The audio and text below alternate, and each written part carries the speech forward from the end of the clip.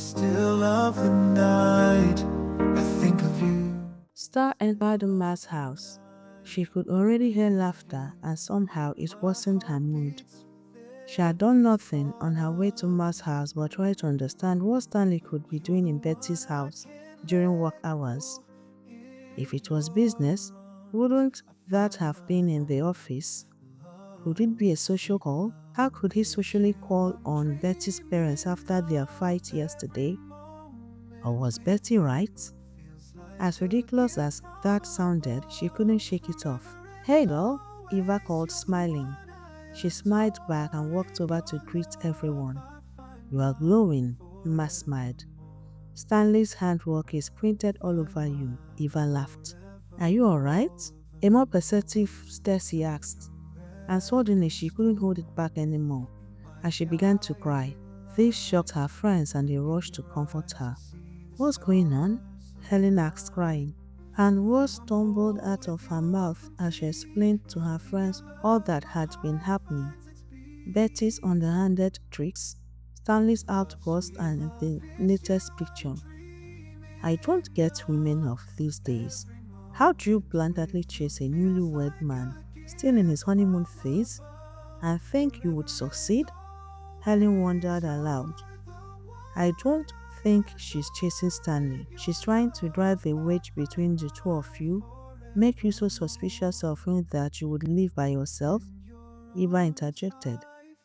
"She's trying to use you to destroy your own marriage. Tell us, what was the first thing that came to your mind when you received those pictures? Confronting with them? 2 heated fights in 2 nights in a row. Questioning his fidelity. Just imagine he had done nothing. He comes back tired, seeking comfort from his wife, only to receive the opposite of Star. You know Stanley. We grew up together. You know his family situation did a number on him, to the extent that he would not date women like his mom. Strong, opinionated, willful. Why do you think he dated IG? The way to win him over is not to treat him like his mother treated his father. So I'm supposed to stay mute? Say yes, even when he's wrong? No, you are not. You look at Uche and you say, she has him wrapped around her little finger. You work for him. You know how strong-willed he is, right? How do I do it? She turned her tear-filled eyes to Ma. At my company, I am a boss, but at home, I am his baby. Men are naturally built to dominate, provide, protect, and pamper. Women, we are nurturers. No matter how strong you are, you want a man who knows how to take charge. A strong man, fearless and towering, you can rely on. My mom told me when I married Charles. She said, strong men are different. They are and needs to be the head of the home. But she told me I am the neck, and if I am wise, wherever I turn the head, it would go. So instead of giving a command, darling, find a way. You are a woman. Don't underestimate the power of feminine wiles. Helen laughed. Sometimes I have raised my voice at Uche when I have had enough. I get more results when I'm more persuasive, all soft and yielding. Alpha males are not monsters. No matter how much they are feared outside, you are the only human being on earth who can defy them, walk all over them, resist them.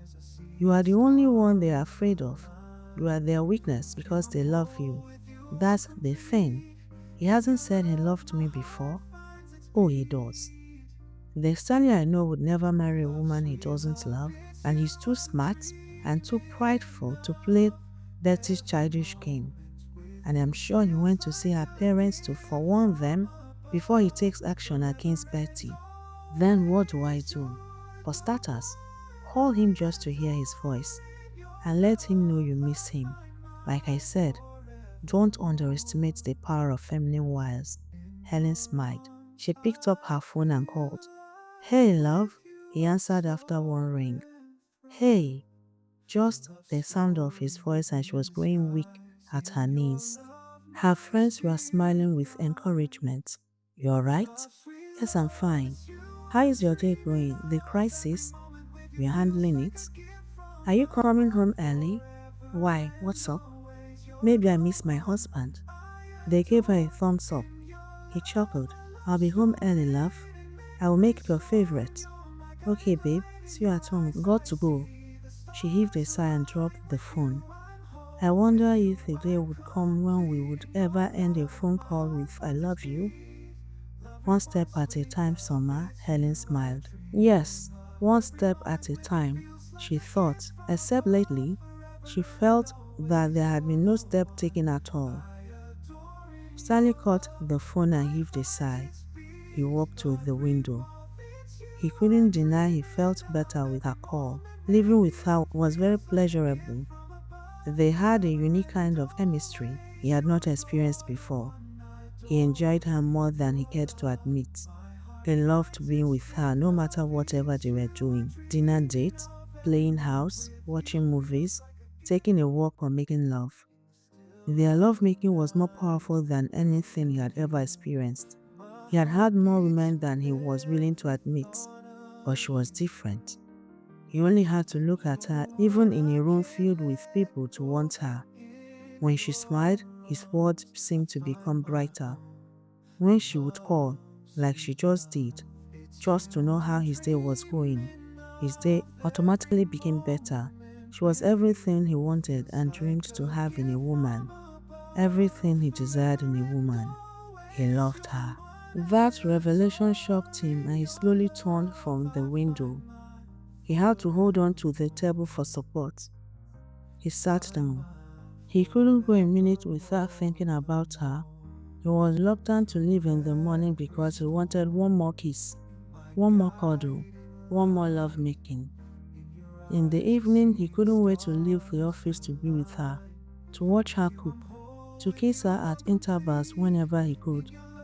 Then it dawned on him that he didn't know exactly how she felt about him. He had told her he was halfway in love with her before, and had shown her in several ways how much he cared about her, but she had been quite tight-lipped about how she really felt. Yes, she had hinted that she waited for him for 15 years, that she had a crush on him for a long time. Suddenly, he began to appreciate some of those women in his life who had declared undying love for him. Those declarations had only irritated him and had him running in the opposite end. So if she didn't love him, he would only end up an irritation to her, making her run the opposite direction from him. For the first time in his life, he didn't have a ready solution or answer. Star stopped at the supermarket to get all the ingredients for the seafood pasta she was going to make. Jeremiah followed, helping her wheel the cart, while David stayed behind in the car to keep the engine revving, they had explained. Suddenly she bumped into someone, and before she could look up, Jeremiah had her behind his back and holding the man at arm's length. I was just going to say hi. She peeked from behind Jeremiah and saw that it was the doctor. It's okay, Jeremiah, I know him. Hello, Doc, she smiled. Hi, Summer. I am sorry I didn't mean to impose. But I haven't seen you, not since you got married, and I wanted to congratulate you. Thank you. I guess I owe you an apology. The last time we were together, I thought you were making a big mistake. None of that now, Doc. Even I wouldn't have believed it then. Anyway, congratulations. It was nice seeing you again. Thank you. She accepted and they moved on. Back at home, she went upstairs to change out of her white ensemble. She enjoyed cooking for him. Over the course of their marriage, she had tried her best to be very creative in the kitchen. It was difficult because there were a lot of things he did not like eating, but she was trying her best to change his palate one food at a time. It didn't take long for the seafood pasta to be ready, and she decided to feed her bodyguards as well. By the time she was done doing that, it was past 8. What was going on? He should have been home by then. So she called him, and his PA answered and said he was in a meeting and had asked not to be disturbed. She lived in this world too. She was not a stranger to billionaires and their work ethics. She had been in meetings with Uche when Uma would call. It did not matter how important the meeting was, he would stop and take her call. By past 9, she knew he was not coming home early. So she went upstairs disappointed and upset. It wasn't just that he didn't come home early, but for some days she had been feeling like he was distancing himself from her. Of course, he said it was workload and Project Ajibola group, but she knew better. No matter how busy he was, he would make time if he really wanted. Their marriage was too young to fall into category comfortable, and every time she tried to find a way to spice things up, he was never available. That was why it was easy for Betty to get to her. She envied her friends, even though they all confessed they had been in her shoes, in love and uncertain of their partner's feelings, and with love rivals doing the most. She still felt her situation was unique. Then she saw the bouquet of flowers on the bedstead and had a rethink. He wasn't that bad. He could just surprise her like he did in the morning with a love note and flowers. Maybe she was the one being greedy, asking for too much too soon. Stanley entered their bedroom a little after 11. He knew his actions were intentional. All the work he held up at the office doing were not urgent. He was running scared. He did not know how to face her, loving her so much and not sure of how she felt. Maybe she felt something, but there was no telling if it was still the childish crush she used to have on him. Maybe she couldn't differentiate between what she felt as a girl and what she was feeling as a woman. In fact, he had convinced himself that whatever feeling she might have had for him could be an extension of her crush on him, and was nothing compared to the potent emotions in his heart. She could break him, destroy the man he had become just with a few words and actions. Coming out from the shower, he laid down beside her, and in her sleep she turned to him. He drew her closer. Their bed somehow was the only place they both threw away their fears. This was the only place it seemed as if they understood each other, the only place they could let their emotions run free without inhibitions.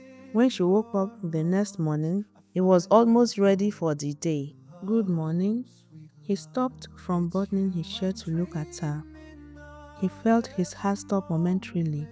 There she was, still rumpled from sleep and his vigorous love-making the night before. Sometime in the night they had reached for each other. He could not remember who reached out first, only that making love to her was still as explosive as the first time. He knew he would never get enough of her. "Good morning," he said, staring at her with a powerful emotion he couldn't hide. "About last night, I am very sorry. I couldn't get away. You forget I live in this world. I work in your world. No matter how busy you were, you could have at least taken my call." She was struggling, trying her possible best to keep her friend's advice in mind. "I am sorry. She didn't tell me you called till the meeting was over. It was too late then to call back. I knew you would already be asleep, and I was already on my way home."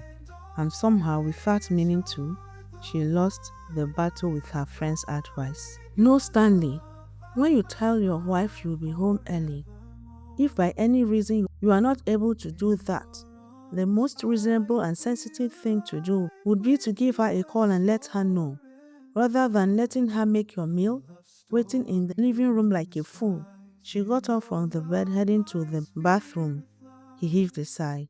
She was absolutely right, and he had apologized and had made a mental note to do better and let his PA know that her calls were top priority. What else did she want? He was still reeling from the revelation he loved her and wanted this marriage to be his first and only marriage. He was floundering. He knew this, but somehow he couldn't shake off the fears in his heart. The fear that she could bring him to his knees if she so chose, he thought as he left for the day. When she came out of the shower, he was already gone. She got ready for her day angrily and left too. In spite of her friend's advice, somehow that became the pattern for their lives for the next few weeks. She would wake up in the morning to find him almost ready to go or already gone. The indication that he came home at all was the memory of making love to him the night before. Somehow they let go of all their fears at night. Somehow they reached for each other at night and somehow this was the only place they could communicate. She had not seen hide or tail of Betty for some time. Not that she wanted to see her, but she was beginning to feel her friends were right. He went to her parents to put an end to her crazy stalking. They were growing apart with each day that passed, and it seemed as if there was nothing she could do about it. She sat in her office thinking of her marriage as usual. She knew she couldn't take it anymore.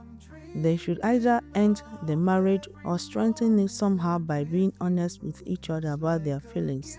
No matter how scared or doubtful she was about his feelings for her, she knew he felt something for her, something powerful and potent.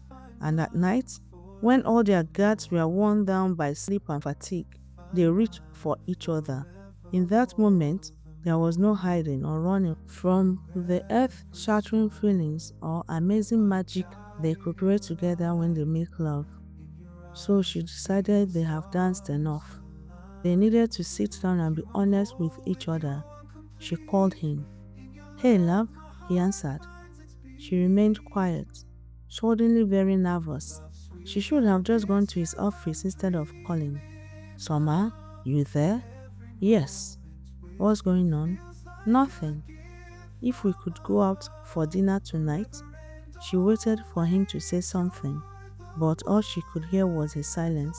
"That is, if you're not too busy." "No, I am not. I am just a bit shocked you want to do this."